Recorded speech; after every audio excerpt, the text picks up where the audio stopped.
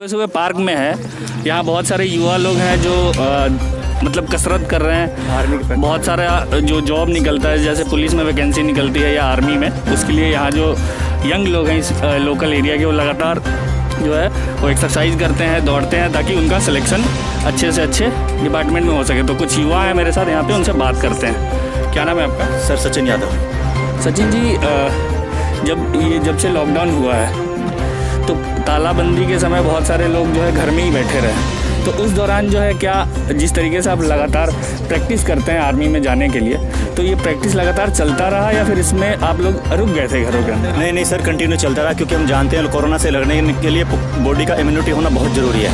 Corona की कोई medicine भी नहीं बनी है, सारे वैज्ञानिक लोग जानते हैं, हम भी जानते हैं, आप भी जानते हैं। इसलिए हमें अपनी इम्यूनिटी पावर को मजबूत करना होगा, ताकि हम कोरोना से और भी अगर कोई वायरस आता है उससे लड़ने की क्षमता पैदा कर सके और हम अपने सिलेक्शन की तरफ बढ़ें। बहुत अच्छी बात बोली इन्होंने कि अभी तक जो है इस वायरस का कोई भी दवाई नहीं है, कोई भी मेडिसिन नहीं है, तो कोरोना से लड़ने के लिए जो युवा है उसको अपनी इम्यूनिटी को बढ़ाना पड़ेगा। तो एक तरीके से एक संदेश भी दे रहे हैं ये। से दूसरा मैं ये कहना चाहता हूँ, जैसे अभी आप कौन से मतलब क्या पढ़ाई कर रहे हैं अभी? सर मैं BSc किया हुआ हूँ। क्या आपने BSc किया? जी सर। तो अभी जो है एक आर्मी में एक नया मतलब वो भी आया है कि जैसे आपने सुना होगा कि आपका 3 साल के लिए जो है आप आर्मी में एज ए ट्रेनी आपको लिया जाएगा, और उसके बाद जो है आप, तो इस फैसले पे आप क्या बोलना चाहते हैं? सर वो 3 साल का जो है सर, 3 साल का उनके लिए है जिनकी ओवर एज हो गई है, माना जो 21 के पार कर चुके हैं, क्योंकि आर्मी के अंदर सिपाहियों की कमी नहीं है, अफसरों की कमी के कारण वो 3 साल का पैकेज लाया हुआ है। हम लोग GD से भर्ती देख रहे हैं, तो हम लोगों के लिए वो पैकेज नहीं है। आप लोग किस तरीके का एक्सरसाइज करते हैं जिससे इम्यूनिटी बढ़ती है? सर एक्सरसाइज तो काफ़ी सारी करते हैं, वो तो करके दिखानी होगी। हाँ, और वैसे भी आप लोग जानते हैं एक्सरसाइज क्या होती है। मिलिट्री के लिए सबसे कीमती रेस होती है, स्ट्रेचिंग वगैरह होती है, ये सारा कुछ है। तो आप देख सकते हैं कि जो है लोग जो है जो छात्र और युवा है वो लगातार जो है कोरोना से डर नहीं रहा, और एक मैसेज दे रहा है कि आपको जो है घरों में बैठने की ज़रूरत नहीं है, क्योंकि अब सरकारें भी ये कह रही हैं कि जो है आपको कोरोना के साथ ही जीना पड़ेगा। तो जो है आपको अपनी इम्यूनिटी को बढ़ाना। और भी लोग हैं, उनसे बात करते हैं हम लोग। क्या नाम है आपका? दीपक सिरोही। दीपक सिरोही जी, आप भी मतलब रेगुलर जॉगिंग करते हैं? हाँ जी। तो आप क्या पढ़ाई करते हैं, क्या करते हैं? तो अभी क्या आपने पढ़ाई किया? BA first year. तो अभी क्या आने वाले टाइम में क्या लक्ष्य है आपका? दिल्ली पुलिस के लिए आप तैयारी कर रहे हैं। तो दिल्ली पुलिस की तैयारी करने के लिए आपको एक्सरसाइज वगैरह जो है प्रॉपर करना पड़ेगा। अच्छा, अभी जो तालाबंदी हुआ, तो मतलब लगातार ये देखा जा रहा है कि वैकेंसीज़ भी कुछ कम आएंगी, क्योंकि सरकार जो है एक तरीके से जो आर्थिक तंगी से सरकार भी जूझ रही है।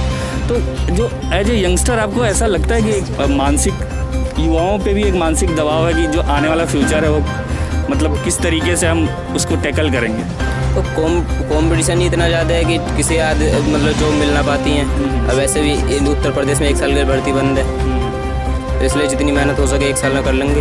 तो मेहनत आप कर रहे हैं लगातार, लेकिन सर हमें कंपटीशन से कोई लेना देना नहीं है। हमें लाखों की वैकेंसी से कोई मतलब नहीं, हमें अपनी एक वैकेंसी से मतलब है। हमें एक वैकेंसी पर सेलेक्ट होना है, बाकी तो 50,000 40,000 जितनी निकले उनसे क्या मतलब। हमें अपनी वैकेंसी के बारे में सोचना है, अपनी मेहनत के बारे में सोचना है। बाकी वैकेंसी के बारे में हमारे भाई लोग प्रैक्टिस कर रहे हैं, ये सोचेंगे। तो आप देख सकते हैं भारत का युवा कितना मजबूत है। उसे ये मतलब नहीं है कि कितनी वैकेंसियाँ निकल रही हैं, लेकिन उसको ये पता है कि उसके लिए जो सीट है उसको एक ही सीट चाहिए, और वो एक सीट के लिए बहुत मजबूती से लड़ाई लड़ रहा है। हमारे साथ और भी लोग हैं। एक अंकल है। अंकल, आप क्या करते हैं? हम तो भैया कुछ नहीं करते हैं, प्रिंटिंग प्रेस में नौकरी करते हैं। अच्छा, आप प्रिंटिंग प्रेस में नौकरी करते हैं? जी। तो अभी आपकी नौकरी चालू हुई? नहीं, मैं रिजाइन दे दिया हूँ। हमारा लड़का की तबीयत खराब था, इसकी वजह से मैं रिजाइन दे दिया हूँ। इसी को चलाता फिर आता हूँ, घुमाता हूँ। बड़ा मुश्किल से इसका ये पृथ्वी पर पैर रखा है। बहुत काफ़ी पैसा लगा दिया, प्लॉट था, ट्रक था, सब बेच बाज के ख़त्म कर दिया। क्या हो गया आपके लड़के को? ये कोमा में चला गया। अच्छा, कोमा में चला गया। कैसे? अचानक बुखार हुआ, उसके बाद दर्द बना, बेहोश हो गया, 25 दिन तक बेहोश रह गया। तो जो है आप प्रिंटिंग प्रेस में काम करते हैं, तो जो अभी लॉकडाउन हुआ तो उसके बाद से ही आपने रिजाइन किया या उससे पहले रिजाइन दे दिया था? अच्छा, पहले रिजाइन दे दिया। उससे पहले रिजाइन दे दिया। तो जो भी इलाज का जो खर्चा है वो किस तरीके से? तो इलाज का खर्चा हम अपने पास से कर रहे हैं। अपने पास से कर रहे हैं। तो ये जो अभी जो बंदी हुआ है इस तरीके से, तो जो एक वित्तीय संकट है, लोगों की रोजगार भी बहुत सारा चला गया, तो क्या लगता है आपको इससे देश कैसे उभरेगा? कैसे उभरेगा? तो देश तो हमारा 10 साल पीछे चला ही गया ये लॉकडाउन होने से।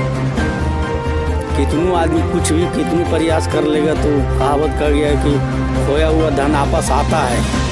उसके लिए संघर्ष लड़ना पड़ेगा, मेहनत करना पड़ेगा।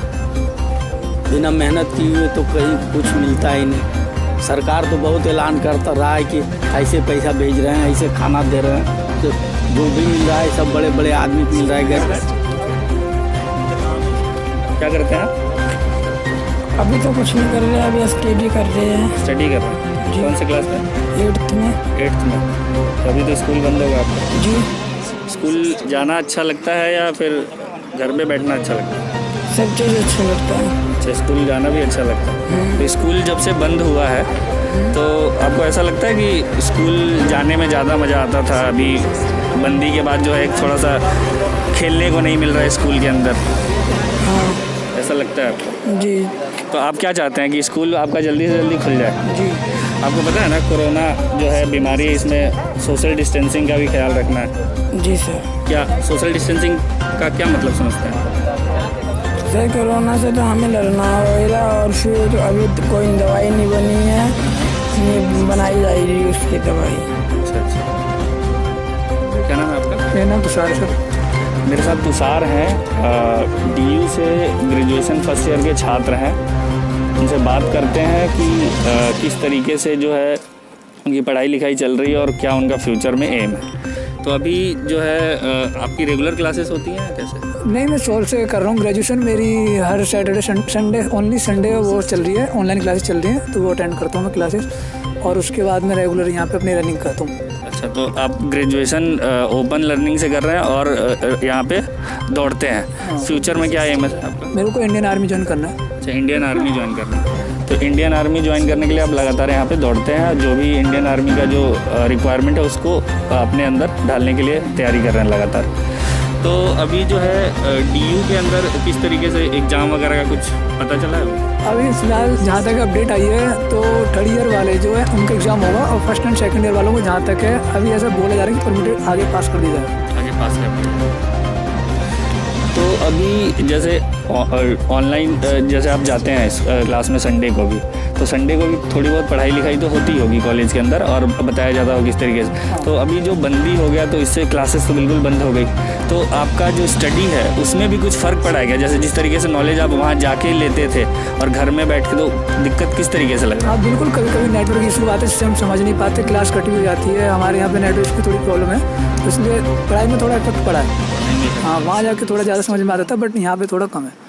अभी जो है लॉकडाउन जो है ये 5वें चरण में सरकार ने जो है लॉकडाउन 5वें चरण में एक तारीख से 5वें चरण में जा रहा है और एक तरीके से ये भी कह सकते हैं कि अनलॉक 1 है ना। मतलब सरकार जो है एक तरीके से खोलने की भी कोशिश कर रही है। तो अभी जो है शिक्षण संस्थानों पे कोई बहुत बड़ा डिसीजन नहीं आया, तो आप एज ए स्टूडेंट आप जो स्कूल कॉलेज है उसके लिए सरकार को क्या सजेशन देना चाहते हैं?